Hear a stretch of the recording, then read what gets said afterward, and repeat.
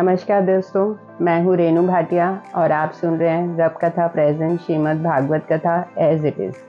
ये है 20वां एपिसोड और आप सुन रहे हैं 5वां स्कंद 8वां अध्याय।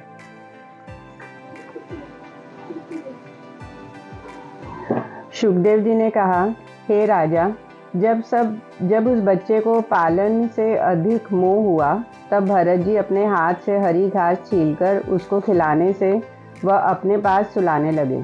जब दिशा फिरने व स्नान करने के लिए कहीं बाहर जाते तब उसे अपने साथ रखते। पूजा व तप करते समय भी उसे अपने पास बिठाए रखते।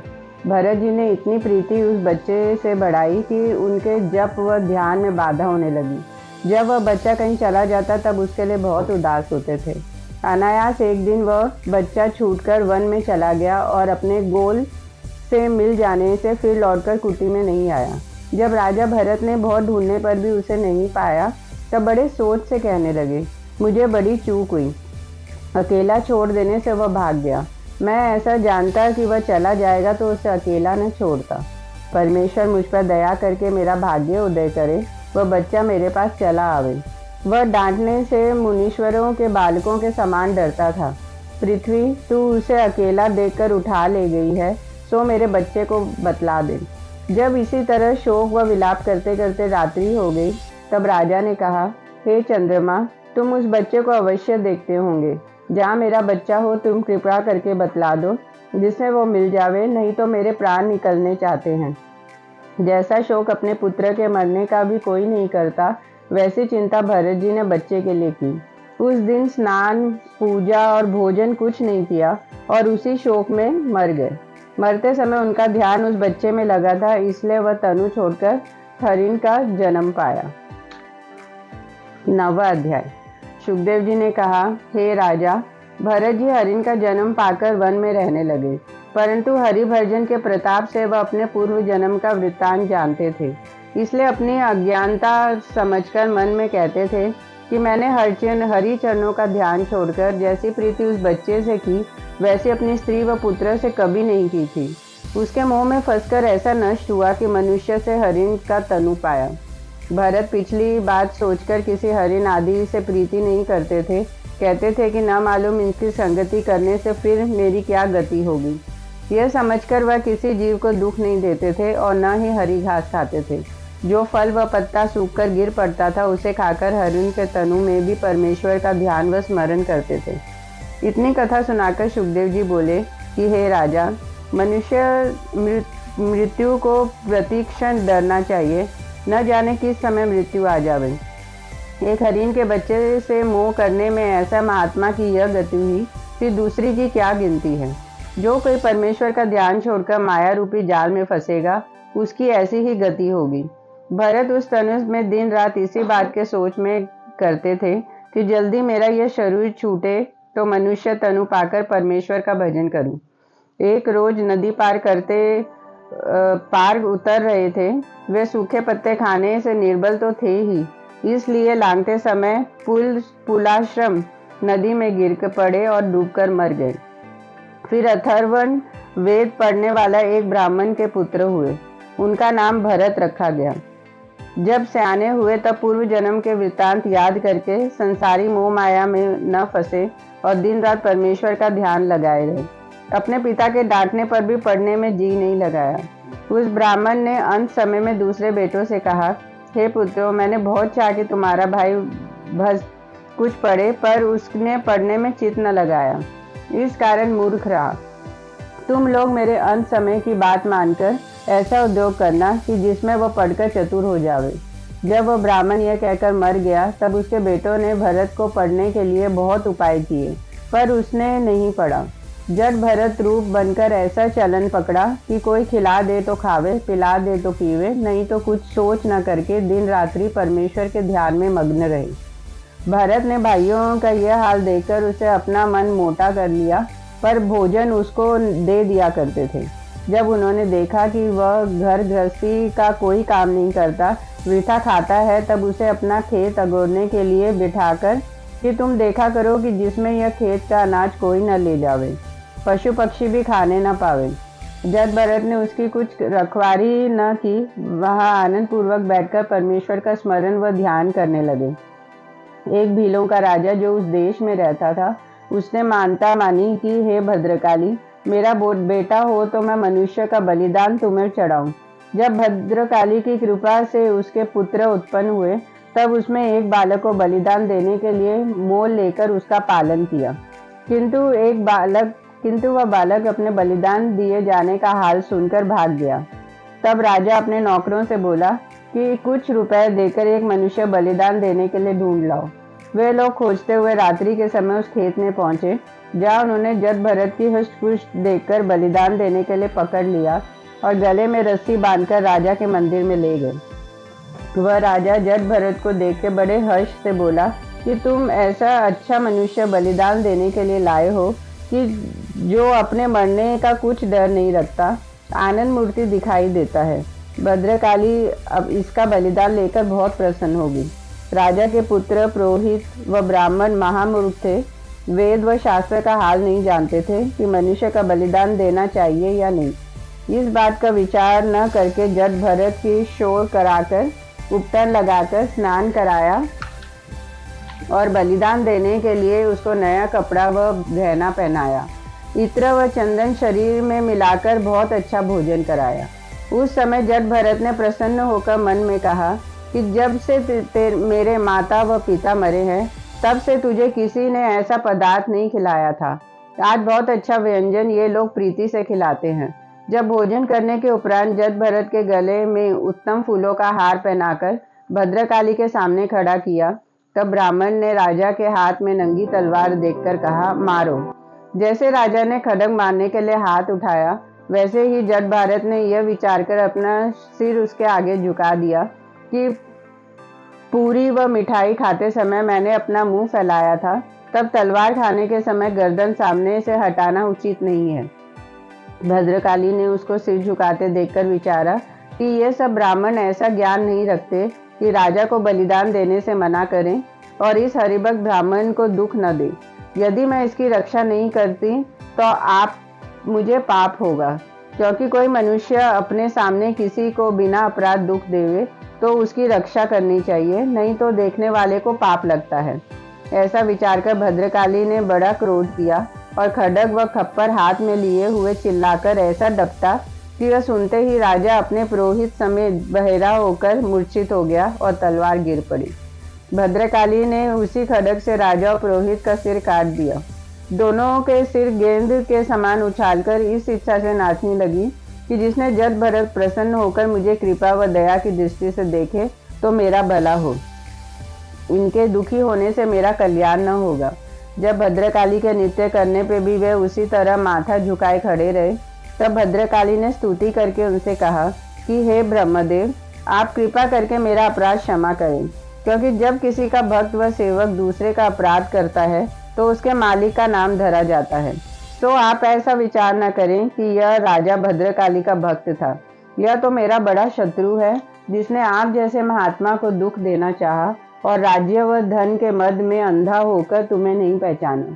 जट भरत ने यह वचन सुनते ही मुस्कुराकर कहा कि आत्मा का कभी नाश नहीं होता, इसलिए अपना सिर काटने से मैं नहीं डरता। पर तेरा भक्त इस पाप के बदले नरक भोग करेगा, यह बात का सोच मुझे है। जट भरत ऐसा कहकर वहां से चले गए। इतनी कथा सुनाकर सुखदेव जी बोले, हे राजन, तुम निश्चय करके जानो कि जो मनुष्य अपना मन परमेश्वर में लगाए रहता है, उसे कोई दुख नहीं दे सकता। 10वां अध्याय। सुखदेव जी ने कहा, हे राजा, जट भरत का दूसरा हाल सुनो। एक दिन राजा रहुगन सिंधु सुवीर नाम अपने नगर से शिविका पर चढ़कर कपिल देव मुनि के पास ज्ञान सीखने जाता था। राह में उसकी सवारी का एक कहार मांदा हो गया। उसी और कहीं जट भारत भी परमेश्वर के ध्यान में आनंद से बैठे थे। दूसरे कहारों ने जट भारत को हुष्ट-पुष्ट देखकर पकड़कर शिविका में लगा दिया। जट भारत आनंद पूर्वक राजा की पालकी उठाए चले जाते थे और इस अपमान का उनको कुछ सोच न था, पर धरती को देखते हुए चींटी और जीवों के दबने से बचते हुए पांव रखते थे। इसलिए जब कोई बेर शिविका हिली, तब राजा ने क्रोध से कहारों की ओर देखकर कहा कि तुम लोग पालकी क्यों हिलाते हो? कहार बोले, हमारा कुछ अपराध नहीं है। यह नया कहार शिविका हिलाता है। यह बात सुनते ही राजा ने जट भारत से कहा, हे कहार, तू हुष्ट पुष्ट दिखलाई देता है। अभी इतना रास्ता नहीं चला जो थक गया हो। क्या तुझे अपने प्राणों का डर नहीं, जो हमारी पालकी अच्छी तरह नहीं ले चलता? जट भारत यह वचन सुनकर चुप हो रहा था। राजा को कुछ उत्तर न देकर मन में कहने लगा कि इस शरीर का कर्मानुसार दुख व सुख मिलता है। परमात्मा इन दोनों से विलग रहकर सदा एक रीति से रहते हैं। जब जट भारत चुप हो रहे तब राजा क्रोध करके बोला कि हे कहार, तू हमारी बात का उत्तर क्यों नहीं देता? यह वचन सुनकर जट भारत ने विचार किया कि यह अपने को बड़ा ज्ञानी समझता है, इसलिए इसका अभिमान तोड़ना चाहिए। ऐसा विचार कर जट भरत हंसकर बोला, हे राजा, तुमने कहा कि तू बहुत राह नहीं चलता और थक गया। जो मनुष्य वृथा फिरता है वह दुख पाने से अवश्य मांदा होगा।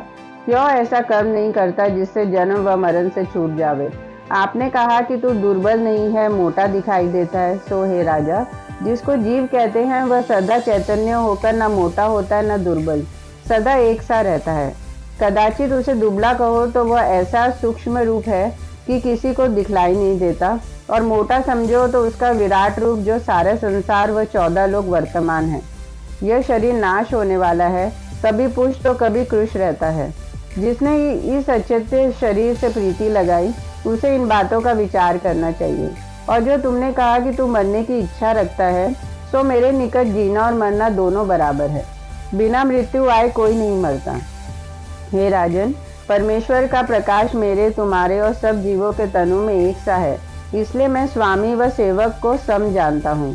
तुम इसी शरीर तक राजा हो, मरने के उपरांत हम और तुम दोनों बराबर हो जाएंगे।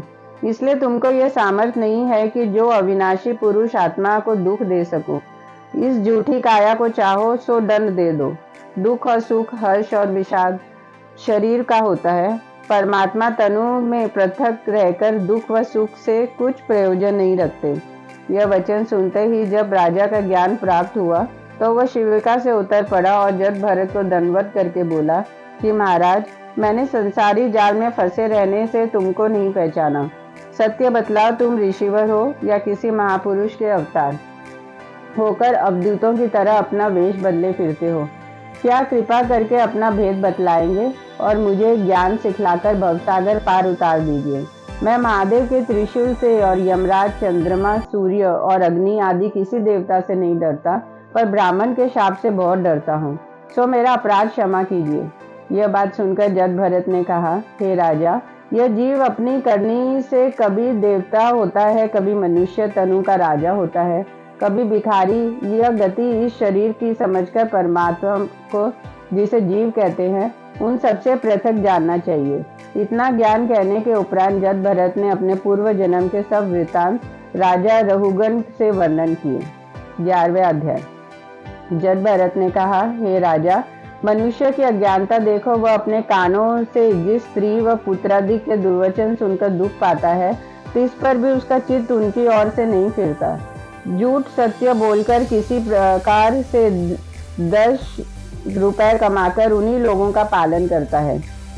6 चोर व ठग 8 पहर मनुष्य के साथ रहकर इस तरह उसके शुभ कर्मों को चुरा लेते हैं, जिस तरह राह में चोर व ठग धन पात्र के साथ लगकर अवसर पाने पर उसे लूट लेते हैं। चूहा घर में रहने से खाने पीने पर भी वस्त्रादि काट डालता है। जिससे घर में चूहा न हो, उसकी वस्तु नष्ट नहीं होती।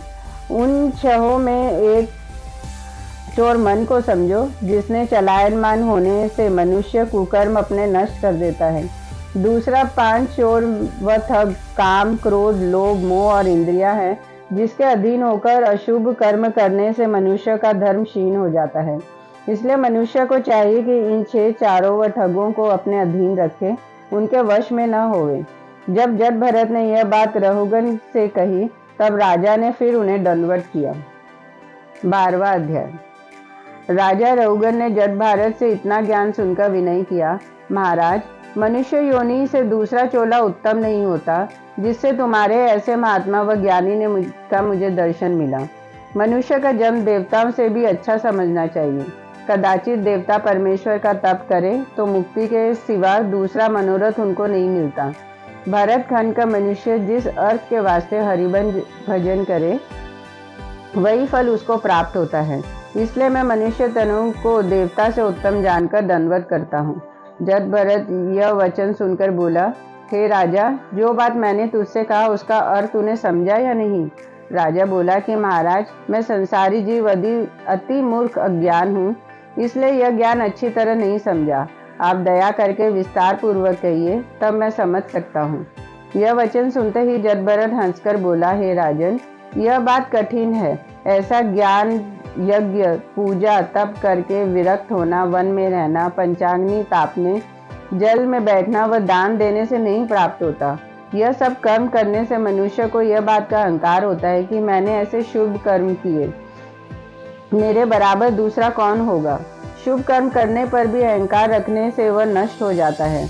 जब तक अभिमान छोड़कर संत व महात्मा के चरणों की धूल अपने मस्तक पर नहीं लगाता, तब तक यह ज्ञान उसको नहीं मिलता।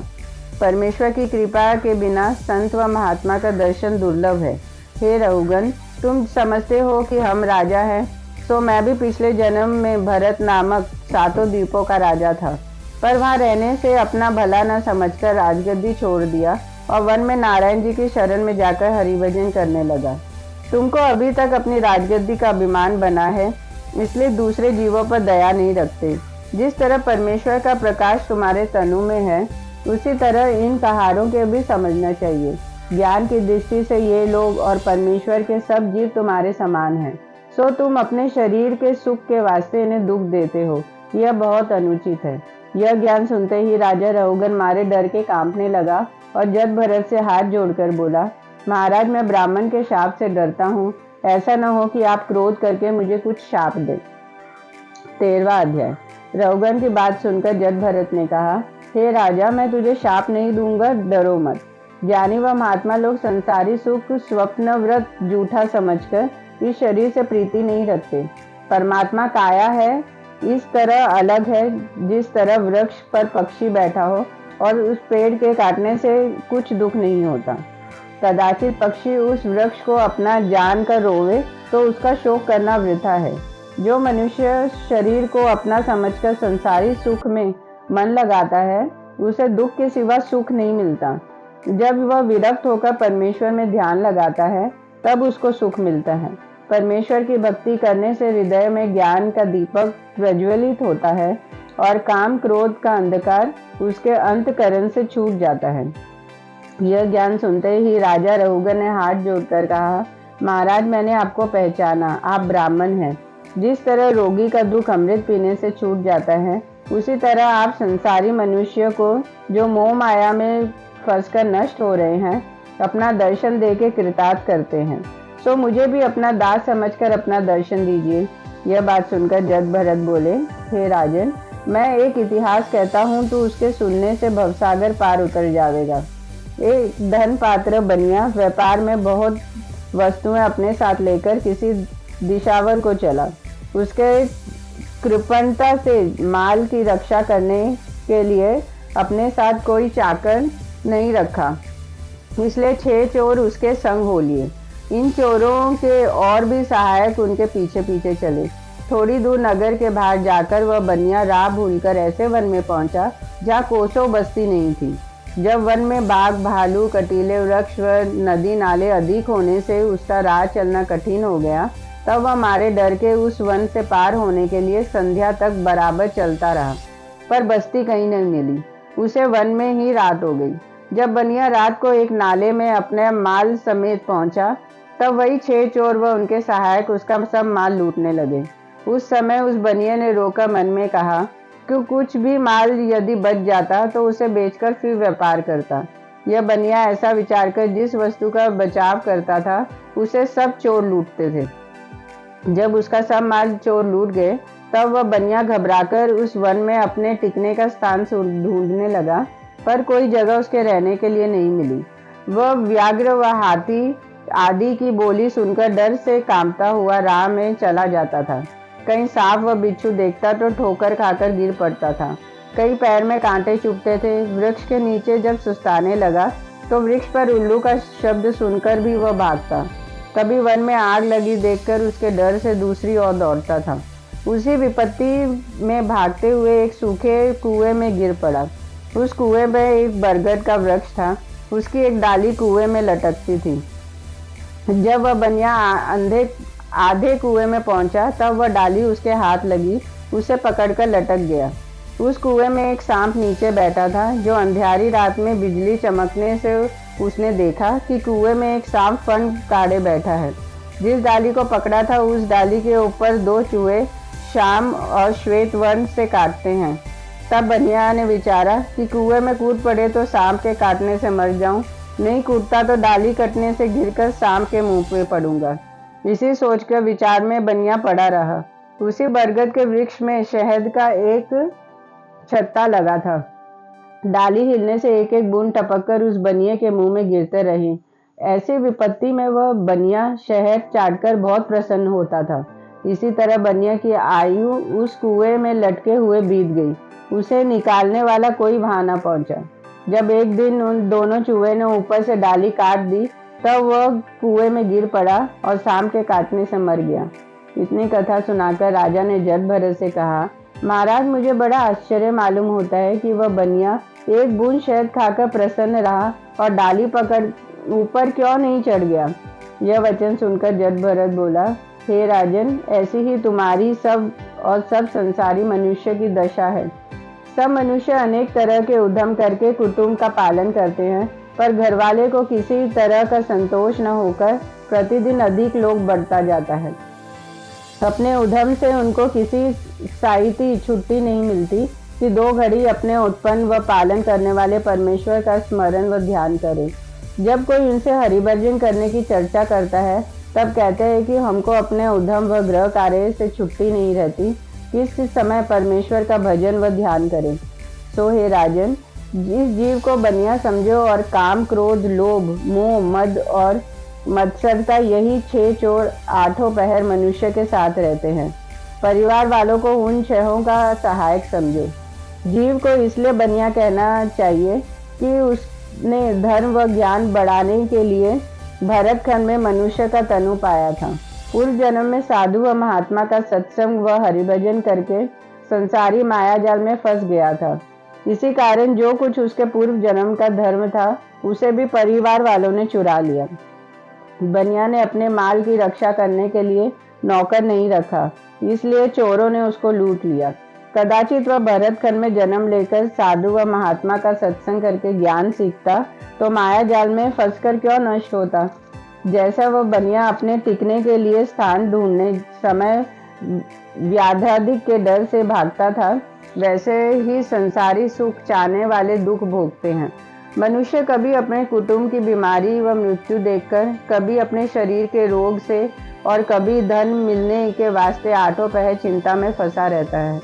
जिस तरह उल्लू व व्याघ्रादिक बनिए को डर पाते थे, उसी तरह जब परिवार वाले झगड़ा करके धुड़कते हैं तब मनुष्य बड़ा दुख पाता है। स्त्री की संगति में अंधकार समझना चाहिए। उस जगह ज्ञान व वेद पुराण का वचन सब भूल जाता है। जब मनुष्य बूढ़ा होकर कुछ कमाई नहीं कर सकता तब परिवार वाले उसे दुर्वचन कहकर भोजन व वस्त्र का दुख देते हैं, उसका कुछ आदर नहीं करते। जिस तरह मनुष्य महादुख में भी मरने का कुछ डर न रखकर दिन रात कमाने की चिंता किया करता है, उसी तरह बनिए कुएं में सांप व चूहे को देखने पर भी मरने का भय नहीं रखता था। जो मनुष्य के वास्ते संसार व परिवार में रहना यही अंधियारा कुआं समझो। जैसे कर्म पिछले जन्म में किए थे उसे बरगद का जड़ समझना चाहिए, जिसे पकड़कर जीता है। 2 चूहे काले व सफेद जो जड़ काटते थे वे वही दिन व रात है जिनके बीतने से आयु घट जाती है। बनिए ने जो सांप कुएं में देखा था उसे काल समझो। जिस तरह एक बूंद शहद चाटकर बनिया प्रसन्न होता था, उसी तरह अज्ञानी मनुष्य बुढ़ापे में वह सब तरह के दुख होने पर भी अपने कुटुंब में बैठकर मग्न होता है, उसी को शहद का बूंद समझो। हे राजन, जगत का दुख देने वाला वन समझो। संसारी माया जाल में फंसने वाला मनुष्य उसी बनिए के समान दुख पाकर नष्ट होगा। जिस तरह तू जगत की माया में लिपटा है उसी तरह वह बनिया स्त्री व पुत्र के मोह में फंसकर नष्ट हुआ था। जो कोई वेद व शास्त्र के अनुसार चले वह अपना मनोरथ पा सकता है, नहीं तो सब कोई छोटे बड़े इसी माया रूपी वन में भूलकर नष्ट हो रहे हैं। सत्संग के बिना मोह रूपी वन से बाहर निकलना बहुत कठिन है। 14वां अध्याय।